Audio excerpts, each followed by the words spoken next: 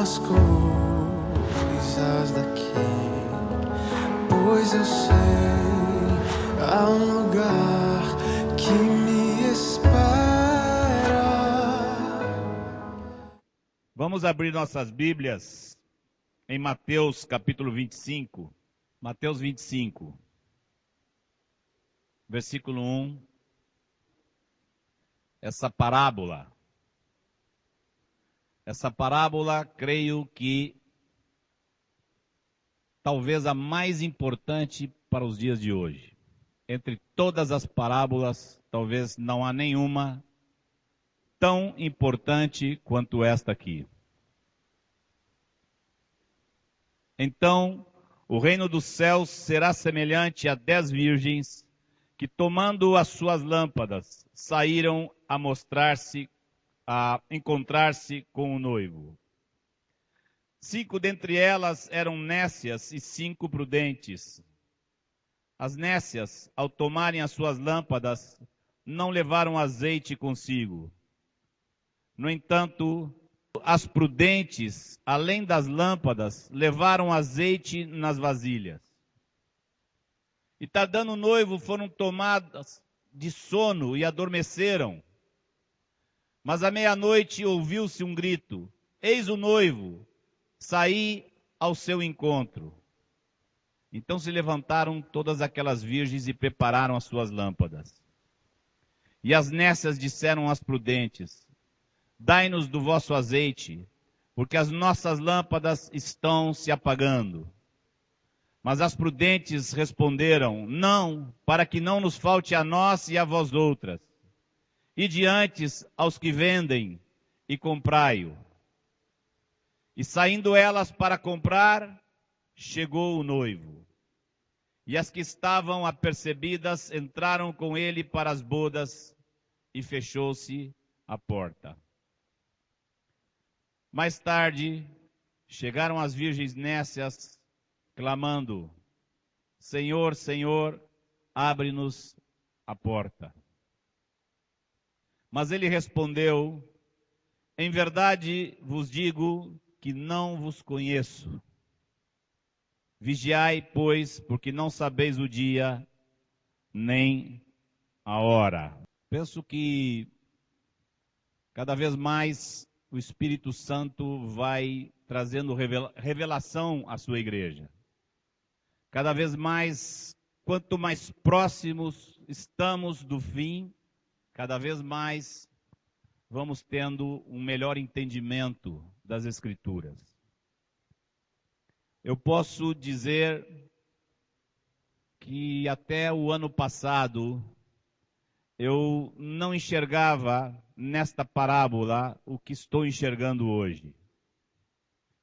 Até um ano atrás eu não via nem entendia bem esta parábola. Esta parábola era até um pouco problemática para mim. Eu tinha um pouco de dificuldade com essa parábola. Vou explicar para vocês depois por quê. Mas começando a entender um pouco melhor, entendi que o Senhor estava querendo algo de mim a esse respeito. O Senhor tem me mostrado que esta parábola é um aviso dele para nós. Tal convicção eu tive disso no final do ano passado, que peguei a minha agenda, orei ao Senhor e disse: Senhor, me ajuda, porque eu entendia da parte do Senhor que Ele está nos dando um aviso e que o Senhor queria que eu passasse por inúmeras igrejas no país para trazer esse aviso que o Senhor está cada vez mais insistindo e cada vez mais forte e cada vez mais claro. Por isso estou precisando sair correndo daqui, porque hoje à noite estarei com os irmãos em Ilhéus, e amanhã em Vitória da Conquista, e terça-feira em Jequié, e quarta em Ipiaú, e quinta em Gandu, e por aí afora vou até o final do mês, passando pelo Nordeste no máximo de lugares que eu posso passar, porque sinto que o Senhor está nos dando aviso. Quero vir aqui, tocar trombeta, dar o recado e saio correndo por aquela porta, porque existem amados lá em Ilhéus com quem precisamos seguir compartilhando. Abra sua Bíblia, deixe a sua Bíblia aberta aí no texto que nós lemos. Queria observar aos amados, chamar a atenção aos amados, o contexto onde está inserida essa parábola. Por que dizemos que essa parábola é tão importante para os nossos dias? Porque depois de ter entrado em Jerusalém, aquele desfile incrível que as pessoas proclamavam Hosana ao que vem, em nome do Senhor, aquela chamada entrada triunfal. Se você ler com atenção os evangelhos, você vai perceber como a partir dali o Senhor mudou muito a sua linguagem. A linguagem de Jesus, a partir daquele momento que se aproximava a sua morte, a linguagem de Jesus se tornou muito mais grave. Cheia, plena de advertências. Advertências para os do mundo, advertências para os religiosos, advertências para os seus, avisos de todo tipo, profecias a respeito de sua vinda, da hora de sua vinda, dos sinais de sua vinda. Aos discípulos trouxe várias parábolas sérias. Eu destaco como principais esta que lemos e a parábola dos talentos. Aos religiosos, Jesus falou numa linguagem tal que ele ainda não tinha falado com tanta gravidade. Se postava diante das multidões e dizia: ai de vós, fariseus! E começava a adverti-los com uma gravidade até então não vista em suas palavras. E no capítulo 24, nós vemos Jesus respondendo à pergunta dos discípulos. Os discípulos haviam perguntado sobre os sinais dos tempos, os sinais de sua vinda. E Jesus então está dando, no capítulo 24 inteiro quase, uma descrição a respeito desses sinais. É importante demais que a igreja leia esses textos hoje. Você deve ler Mateus 24, junto com Lucas 21 e junto com Marcos 13. Esses são 3 capítulos idênticos, onde está relatando o mesmo ensino de Jesus, só que um completa o outro, cada um deles traz alguns ingredientes desse ensino de Jesus. Marcos 13, Lucas 21, Mateus 24. E após falar de sua vinda, Jesus começa a trazer advertências. A parábola da figueira é uma exortação, uma advertência. A parábola do bom servo e do mau é outra advertência. E depois a advertência se torna fortíssima, quando ele fala a parábola das 10 virgens.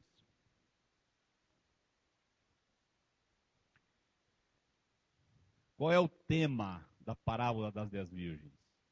Qual é o assunto de Jesus aqui? Quem arriscaria dizer uma palavrinha?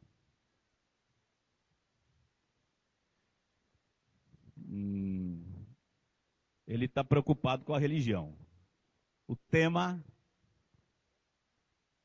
Espírito Santo, aparece na parábola, mas eu não diria que é o tema. Vigilância aparece na parábola, mas outras parábolas falam mais de vigilância. Prudência aparece na parábola, mas não é o tema. Perseverança aparece na parábola, mas não é o tema.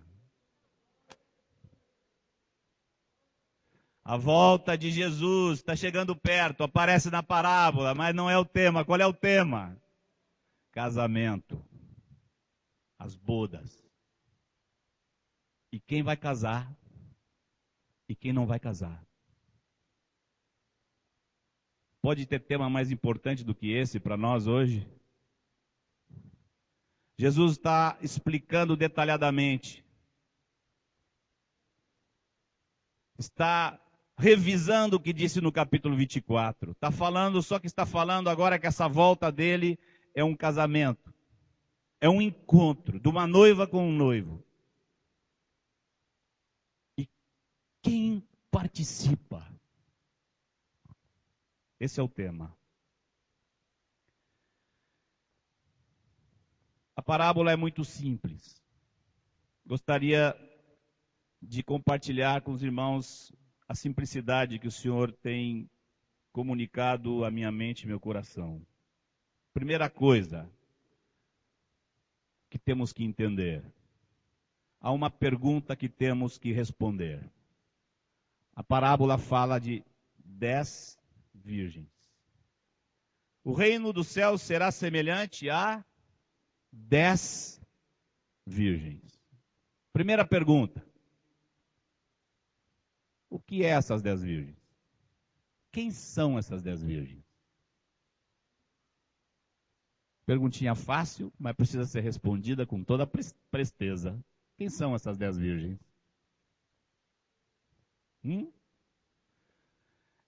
Ele fala de 5 prudentes e 5 nécias. Então não seria a igreja e o mundo? Não? Quem tem certeza que não, diga não.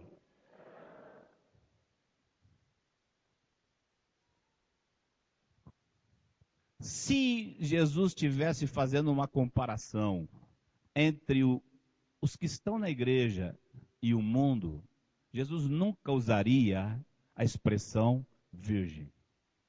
Nunca. Jesus falaria 5 virgens e 5 prostitutas. Virgem na Escritura é símbolo de pureza e de santidade. Mundo, um dos tipos do mundo nas Escrituras é prostituta. Está lá em Apocalipse, a grande meretriz. Então Jesus está falando aqui da igreja. Quem é a igreja? Levanta a mão. Jesus está falando aqui de você.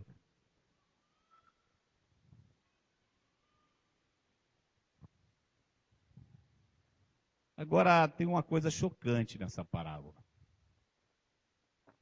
A matemática de Jesus. Você já prestou atenção na matemática de Jesus? Se Jesus chegasse aqui hoje e dissesse, João, toda essa ala esquerda aqui está qualificada e toda essa turma aqui está fora. O que você ia fazer, João? Quantos dias você ia chorar? Você ia sair correndo para cá, né? A matemática de Jesus é para nos chamar a atenção. Ele está dizendo, olhem bem o que eu estou dizendo. Metade está ficando de fora. Uau!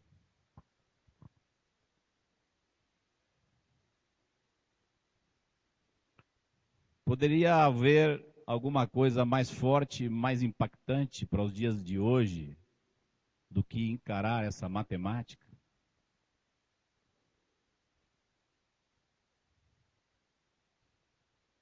Jesus está dizendo que no meio do seu povo, um grande número vai casar e um grande número não vai casar. Não está comparando igreja com o mundo. Está comparando igreja com igreja. Discípulo com discípulo.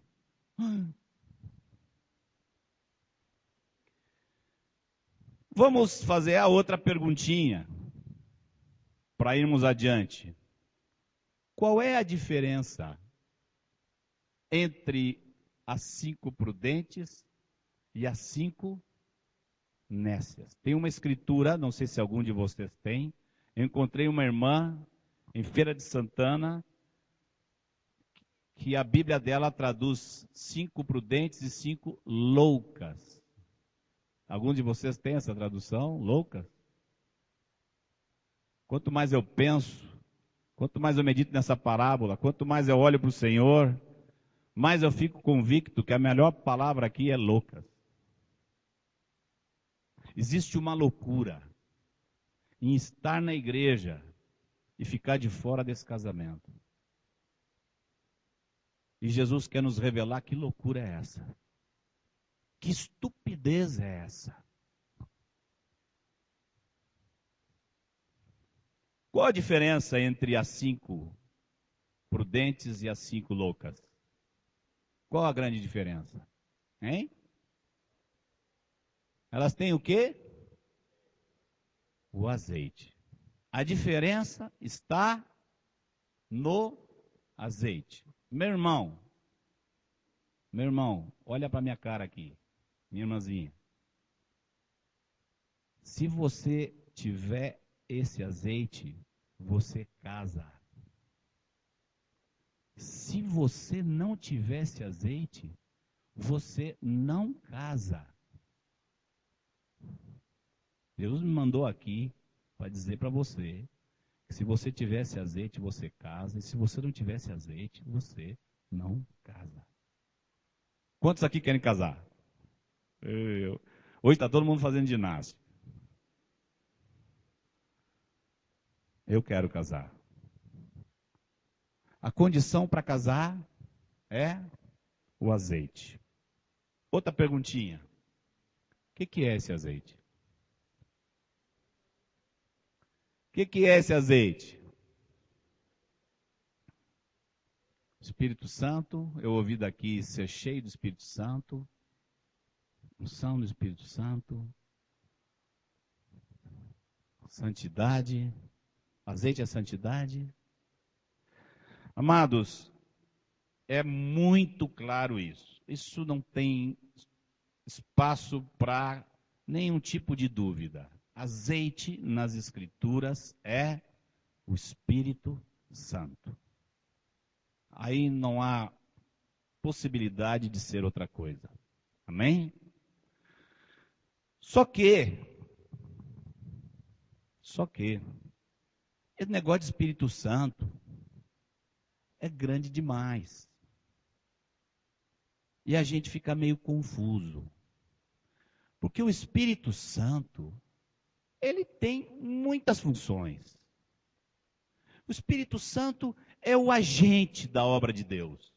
Quando Deus quer fazer alguma coisa, ele é que decide. Ele faz tudo por meio do Filho. Mas quem vai lá, arregaça as mangas e vai lá fazer a coisa, é o Espírito Santo. Ele é o agente da obra de Deus. O Espírito Santo também é o revelador, o instrutor, o ensinador do povo de Deus. Quando você tem luz de alguma coisa, quando você entende algo que você não estava entendendo, quando alguma coisa que a sua cabeça já entendia um pouco, mas a coisa não entrava no coração, de repente teu coração brilha. Quem fez isso? Não foi nem o Pai, nem o Filho, foi o Espírito Santo. Quando você começa a olhar para Jesus, como diz o cântico que cantamos hoje, você começa a olhar para Jesus, você começa a entender mais Jesus. Quem fez isso? O Espírito Santo. Jesus disse, ele me glorificará, porque ele vai tomar do que é meu e vai anunciar a vocês. Mas o trabalho do Espírito Santo não termina aí. O Espírito Santo faz muita outra coisa ainda. Espírito Santo, qual é um nome que Jesus deu para ele? Um nome que a gente gosta. O Consolador, o Paráclito, o Advogado. Você está meio murchinho, né? De repente você lembra de uma palavra do Senhor. Quem te lembrou daquela palavra? Quem te consolou? O Espírito Santo é o Consolador. O Espírito Santo faz mais coisas.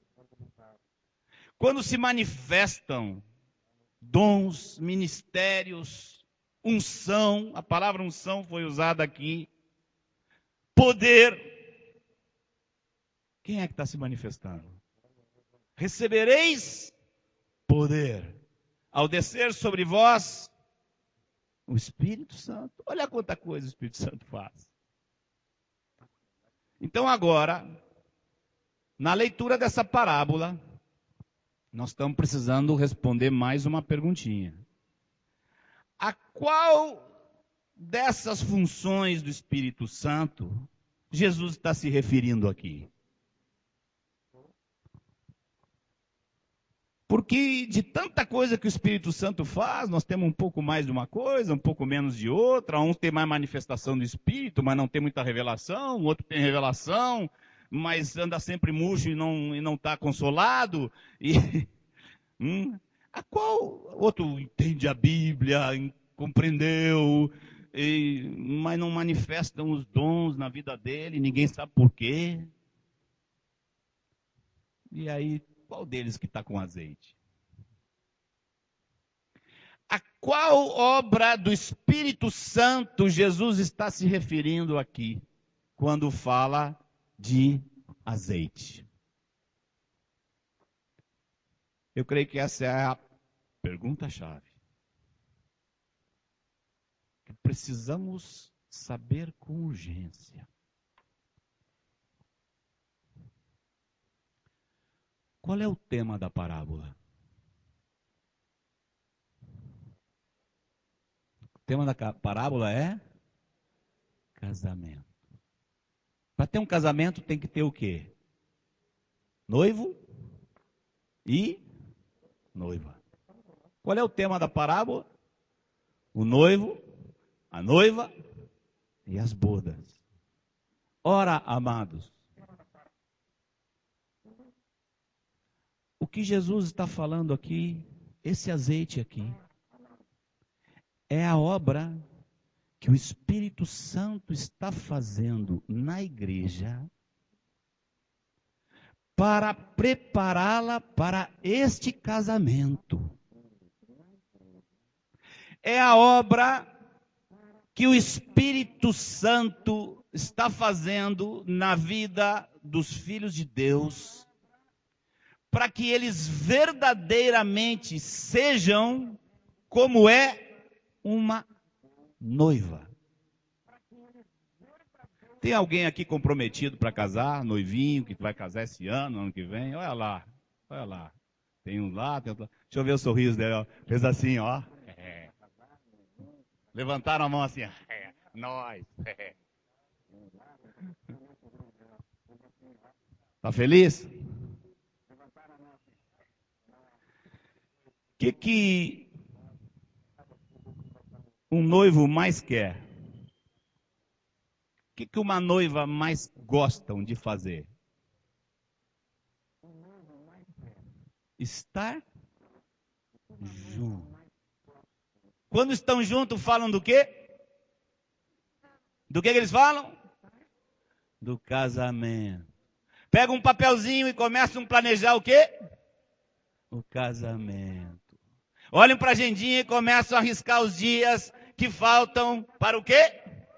O casamento. A cabeça deles é casamento, casamento, casamento, casamento. Pega o café da manhã, olha para dentro da xícara, casamento.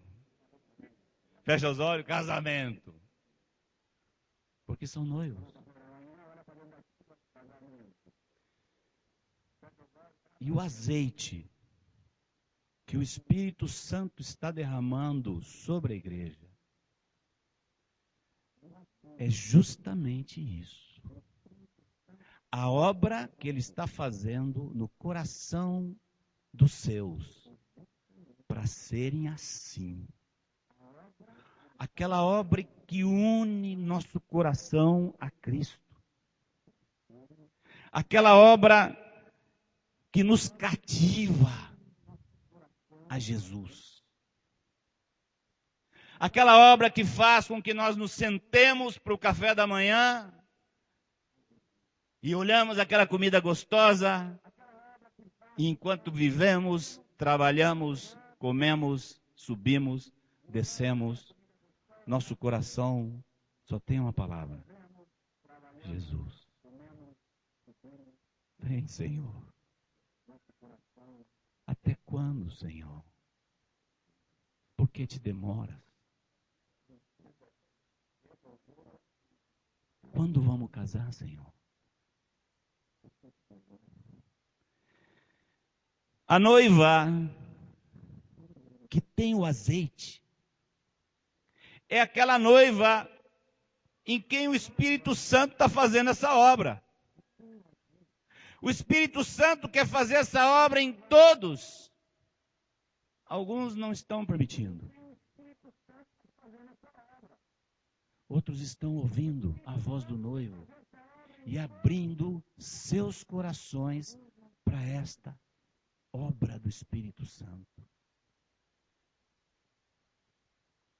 Como é a tua relação com Jesus Cristo? Você deseja o Senhor como uma noiva deseja o seu noivo? É esta a relação que você está vivendo com Jesus? Feche seus olhos. Eu vou perguntar para você. De olho fechado você pensa. É esta a relação que você está vivendo com Jesus? Abra seus olhos. Se não for esta relação que você está vivendo com Jesus, vá para casa hoje. Pegue aquela televisão na qual você ia ver o jogo hoje de tarde. Joga ela pela janela. Porque ela está te atrapalhando. Abre a tua janela e joga esse monstro pela janela. Vai para o teu quarto e diz: Senhor, estou sem azeite. Senhor, a minha lâmpada aqui, Senhor. Cadê meu azeite? Estou sem azeite, Senhor.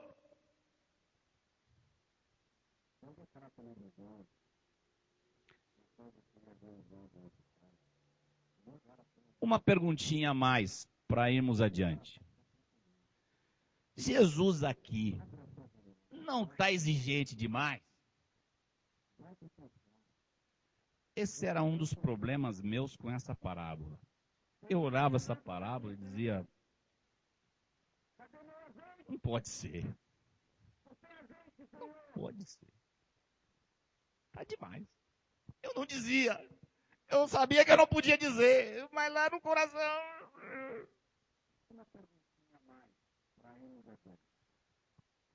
Quando nós, há 25 anos atrás, 30 anos atrás, fomos morar na Bahia, eu sou um baiúcho, eu venho de Porto Alegre, moro na Bahia há 34 anos.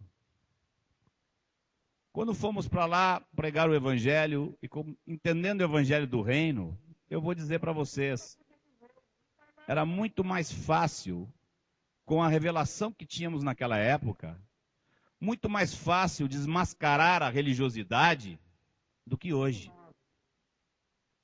Porque a palavra central que Deus nos deu naquele tempo, para desmascarar a religiosidade que havia no meio do povo de Deus, era Mateus 7. Nem todo que me diz Senhor, Senhor, entrará no reino dos céus, mas aquele que faz a vontade de meu Pai. E alguns ouviam, íamos em congregações evangélicas de várias denominações, nos ouviam, alguns ficavam assim, alguns ficavam bravos, não queriam mais ouvir, outros vinham correndo atrás, diziam: me explica melhor esse negócio. Porque era muito mais evidente.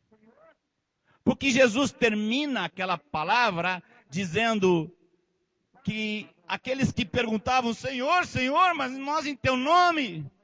Jesus termina dizendo que a palavra dele vai ser: apartai-vos de mim os que praticais a iniquidade. Então, quando começamos a pregar isso, muitos entenderam rápido, porque um sabia que sonegava o imposto, o outro sabia que mentia, o outro sabia que tinha impureza na sua vida.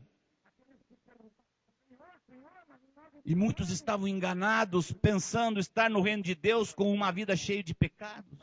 Conheci jovens que durante a semana fornicavam. Eu dizia, como você vai à reunião no domingo? Eu chego lá, peço perdão dos meus pecados. O pastor disse que se eu pedir perdão, Jesus me perdoa. E na semana seguinte, eu vou fornicar de novo.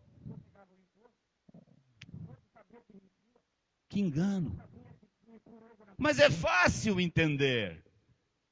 Os que têm um pouco de sede de Deus entendem, não, mas é assim. Ninguém pode entrar no reino dos céus com idolatria, com avareza, com impureza, com bebedice, com fornicação. Mas aqui, nesta parábola, Jesus está falando de outra coisa. Aqui as 10 são virgens. Não está falando de pecado.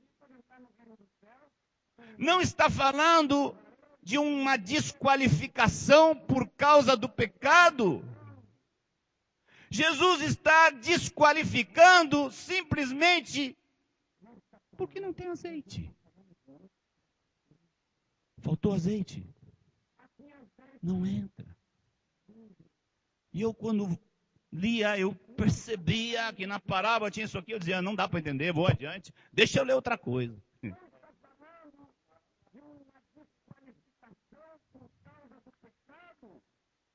Lá em Mateus 27, Jesus termina dizendo, apartai-vos de mim, os que praticais a iniquidade.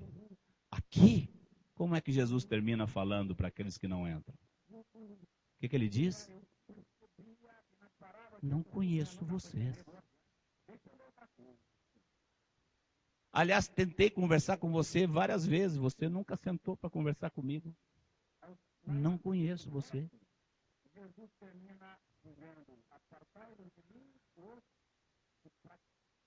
Precisamos agora responder essa pergunta.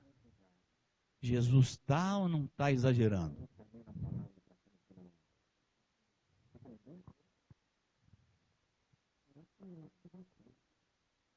Jesus está desqualificando por falta de óleo. Nós já vimos que óleo é esse. O óleo é aquela obra que o Espírito Santo está fazendo no nosso coração para nós sermos como uma noiva. Então vamos responder. Está exagerando, Jesus? Vamos pensar em casamento. Casamento tem muitos ingredientes. Existem 2 ingredientes principais no noivado e casamento. Desejo e entrega. Desejo nós já falamos aqui. Quando eles sentam e começam a planejar, é por quê? É porque eles desejam. Quando não pensam em outra coisa, é porque estão desejando esse casamento mais do que qualquer outra coisa. E há um outro ingrediente. Entrega. Casamento é entrega. Tem uma morena linda morando lá na Bahia, que um dia agarrou meu coração aqui, botou uns negócios, umas cadeias nele, e um dia eu me casei com ela. No dia que eu me casei com Rejane, eu passei a pertencer a Rejane. Eu sou de Rejane. Olha, não se escandalizem com o que eu vou dizer. Rejane é minha dona. Primeiro Deus, Pai, Filho, Espírito Santo. Depois Rejane. Ela é minha dona. Ela é dona dos meus sentimentos. Eu não posso nem pensar em jogar meu sentimento para outra pessoa, para outra mulher. Ela é dona dos meus olhos. Ela é dona dos meus pensamentos. Eu gosto de pensar em mulher. Eu gosto. Você gosta de pensar em mulher, João? Eu gosto. Só que Rejane é dona desse pensamento. Quando eu quero pensar em mulher, eu penso em Rejane. Ela é dona disso também. Ela é dona do meu tempo, dona das minhas preocupações, dona dos meus sentimentos. Ela se adonou de tudo. Eu sou meio escravo daquela mulher. Aquela mulher, eu tenho que olhar no rosto dela. Se ela está feliz, eu digo, tudo bem. Se aquela mulher não estiver feliz, se ficar doente, ai, meu coração começa a doer. Eu sou dela. Com muita alegria, eu sou dela. Pertenço a ela. Agora, eu preciso dizer uma coisa para vocês. Eu não faria isso. Eu não sou bobo. Eu não me entregaria assim para aquela mulher se eu não tivesse a plena certeza de que ela estava fazendo a mesma coisa comigo. Quantos homens e mulheres casam assim com uma paixão, sem verificar se do lado de lá o negócio está vindo igual? Esses são bobos. Bobos. Eu quero. Mas tem certeza que ela te quer mesmo? Durante o casamento eu conquisto ela. Bobalhão. Eu sempre disse para meus filhos. Eu disse duas coisas. Você quer casar, você só quer olhar para a menina, esquece toda essa lista de observação aí. Pensa numa coisa só. Pensa se essa menina é igual à sua mãe. Se for igual à sua mãe, você casa. Se não for igual à sua mãe, você não casa. E segunda coisa, você pense o seguinte, essa mulher está pronta para morar com você dentro de um buraco. Se você tiver que ir para Marte, essa mulher vai para Marte com você. Não case com uma mulher que não esteja disposta a que você seja dono dela. Não case. Eu pergunto para vocês, esse conselho é sábio? É justo? Ou devemos casar assim, sem essas garantias?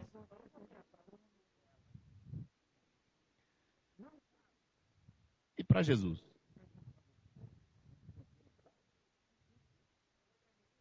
Jesus não. Jesus tem que ser mais largo. Jesus tem que ser mais aberto. Jesus tem que casar com todo mundo. Não. Jesus está dizendo nessa parábola que só vai casar com quem é assim.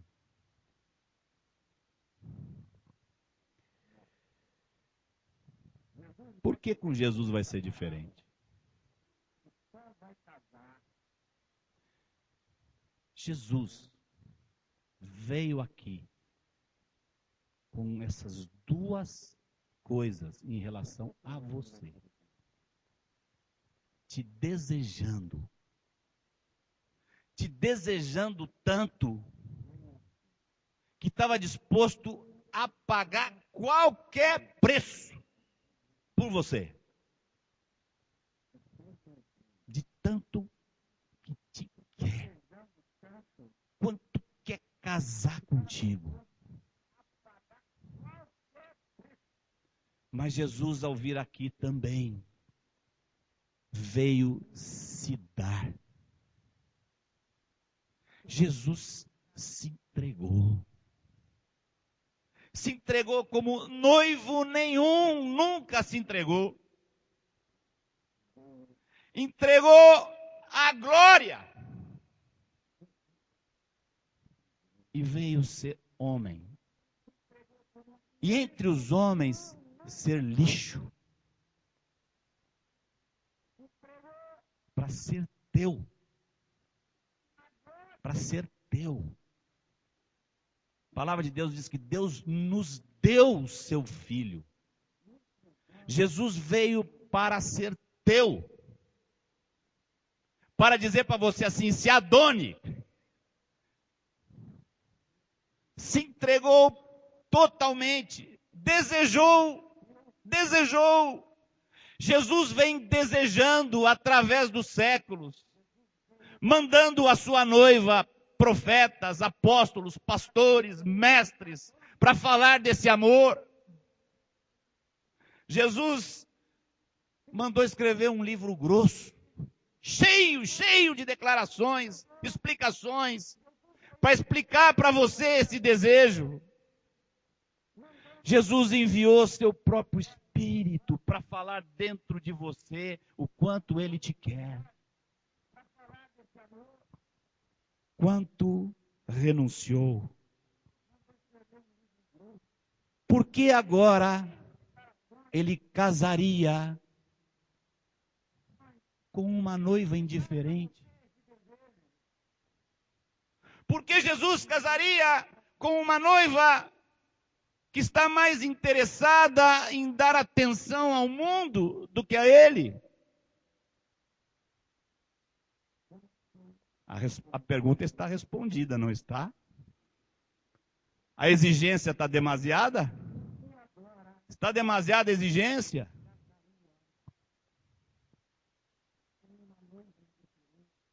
Jesus veio fazer discípulos, mas o Espírito Santo, nesses tempos, está fazendo uma noiva.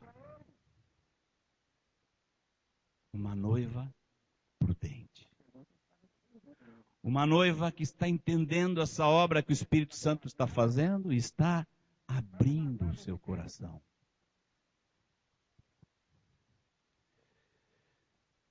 Jesus não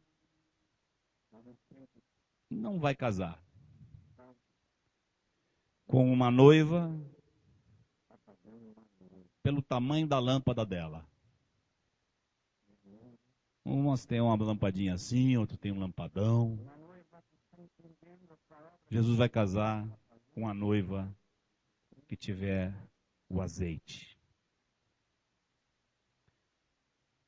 Jesus é um noivo amoroso, sacrificial, mas não é um noivo ingênuo.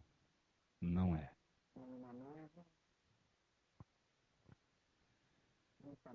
No fim da parábola, por fim, fica desmascarada a intenção da Virgem Nécia. O final da parábola desmascara a atitude, o coração da Nécia.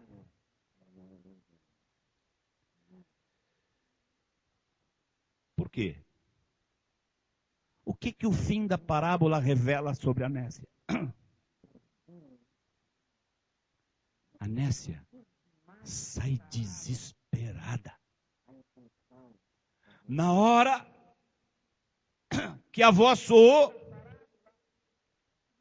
e a Nécia viu que a situação dela está difícil, ela sai desesperada atrás de óleo.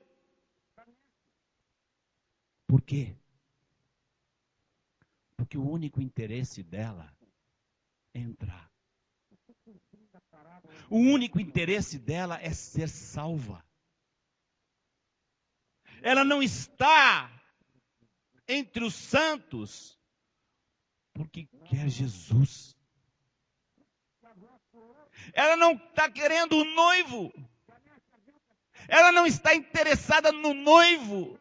Ela está interessada na salvação que o noivo pode dar. E ela é capaz de ficar 20 anos na igreja, se esforçando ao máximo para seguir as listinhas principais e poder se convencer a si mesma e garantir a si mesma. Mas ela não põe seus olhos no noivo e nem expõe sua entrega ao noivo e tão pouco clama pelo noivo e tão pouco deseja o noivo. Ela só quer salvação. Por isso ela não tem azeite. Ela não está buscando o noivo. Casalzinho lá levantou a mão, são noivos. O noivo e a noiva, quando estão pensando em casamento, não estão pensando no que o outro pode dar. Estão pensando no outro. A noiva quer casar com o noivo, não é porque o que ele pode dar, é por causa dele. Ela quer ele. Agora, João, eu tenho entendido uma palavra que Ivan repetiu inúmeras vezes nos últimos 5, 7 anos de vida dele. Que eu olhava, meio que entendia, mas o Ivan dizia assim: alguns estão na igreja com esta atitude. Qual atitude? Até onde diz o seu coração? Até onde eu posso me aproveitar deste mundo? Até onde eu posso desfrutar deste mundo sem perder minha salvação? Quantas vezes o Ivan nos disse isso? Que muitos na igreja estavam com essa atitude. Hoje eu entendo que essa é a atitude da Virgem Nécia. Ela não quer desfrutar do noivo. Ela quer desfrutar dessa vida. Mas ela se cuida para não fazer nem isso, nem isso, nem isso, nem isso, porque isso, com certeza desqualifica ela.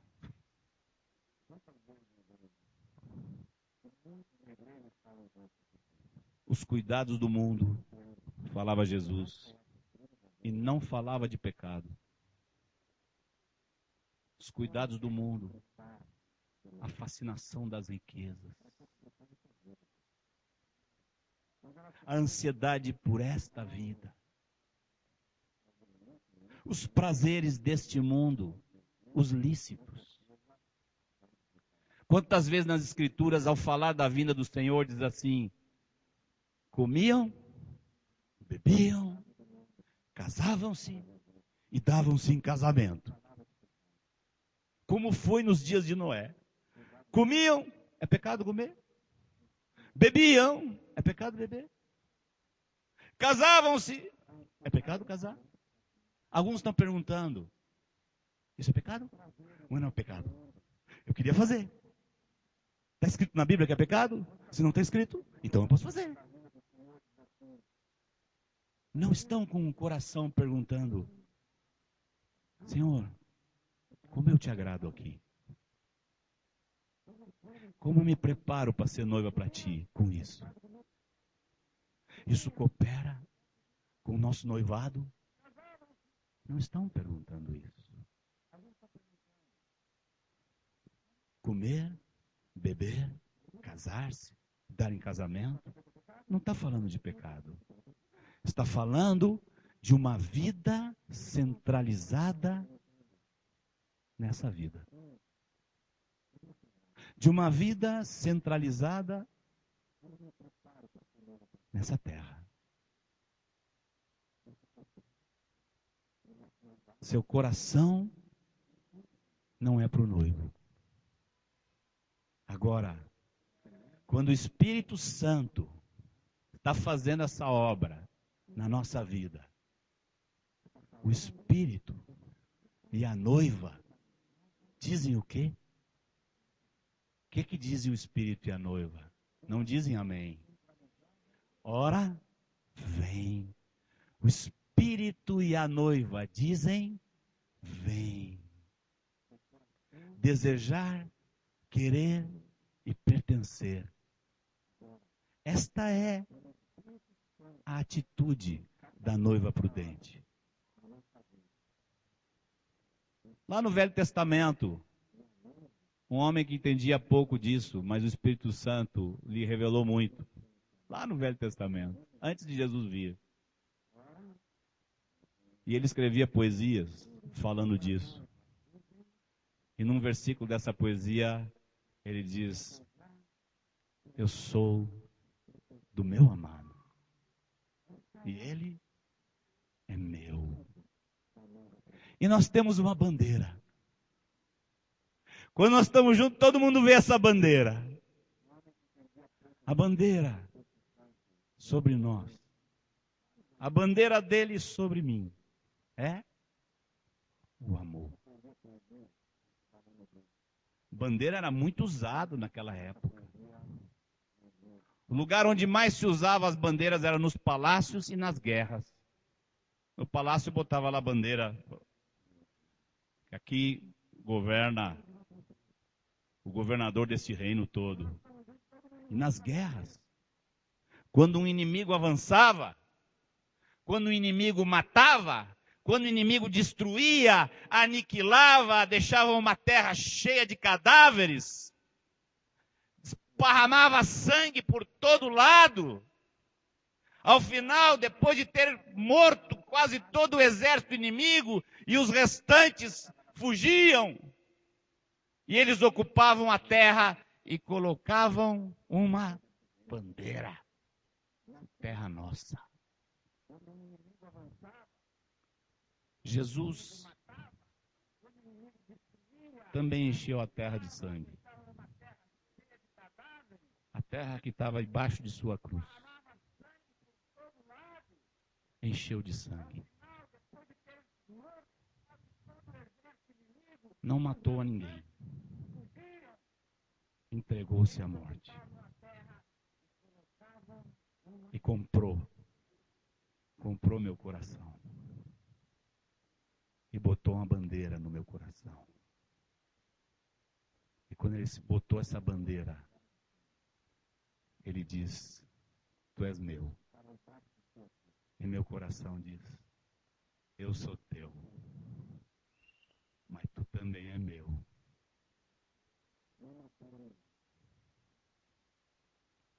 Abre, meu querido, minha querida, teu coração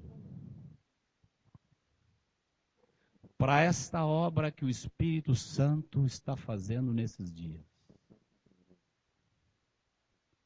Analisa a tua vida. Faz uma lista daquelas coisas que são daqui de baixo e que você percebe que ocupam em demasia o teu coração. A conta bancária, o time que você torce,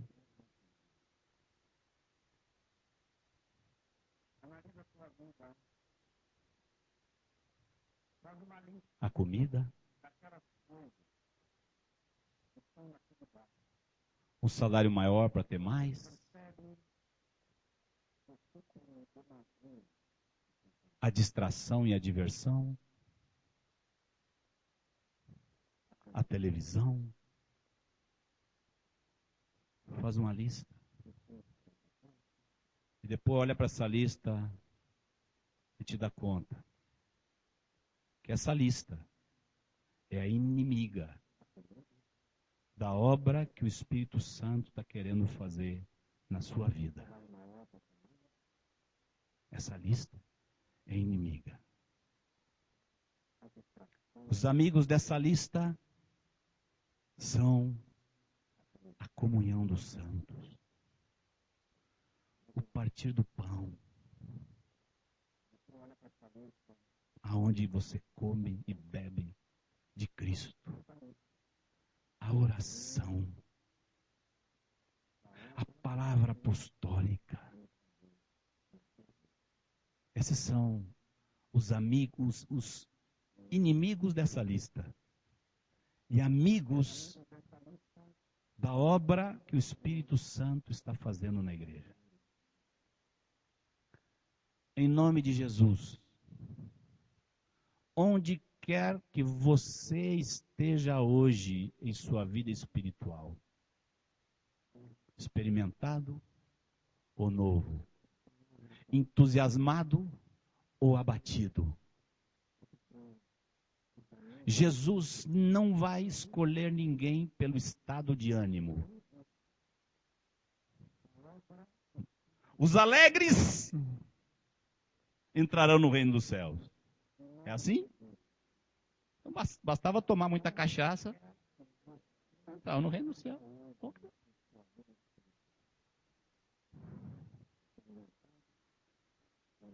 Qualquer que seja a condição sua hoje, entenda que o Espírito Santo está fazendo essa obra na igreja. E abre teu coração para essa obra. Se você fizer isso, você vai estar enchendo a sua lâmpada de óleo. Se você fizer isso de forma crescente, você vai se esquecer desse negócio de salvação. Sua cabeça vai estar tão centrada no noivo, que de repente, você vai ter toda a certeza no seu coração, que se o noivo estiver no inferno, você prefere ir para o inferno, porque você quer estar com o noivo. Teu céu é ele. Teu céu não é uma coisa que você quer que ele te dê. Jesus não veio dar coisas, embora desse muitas, inclusive a salvação. Mas Jesus veio dar-se a si mesmo. Ele só quer uma coisa: entrega-me o teu coração. Entrega-me o teu coração. Hoje, amanhã, mês que vem, cada dia mais, até chegar a ser dia perfeito. Dia perfeito na presença de Deus. Te agradecemos, ó Senhor, porque teu Espírito está nos chamando. Te agradecemos, ó Senhor, porque tu estás iluminando os olhos de nosso entendimento para a tua palavra. Te agradecemos porque podemos ver e podemos viver. Te agradeço pelos teus aqui. Ó Senhor, tu que és perfeito batalhador e guerreiro, conquista totalmente nossos corações. Em nome de Jesus. Amém. Para quem eu já conheço há anos e não tive a oportunidade de abraçar, meu abração, meu beijo, e eu estou saindo por aquela porta, o Senhor está dizendo que tem outras ovelhas para quem eu tenho que entregar essa palavra. O Senhor abençoe vocês, amados. Eu não vou me apegar com as coisas daqui, pois eu sei há um lugar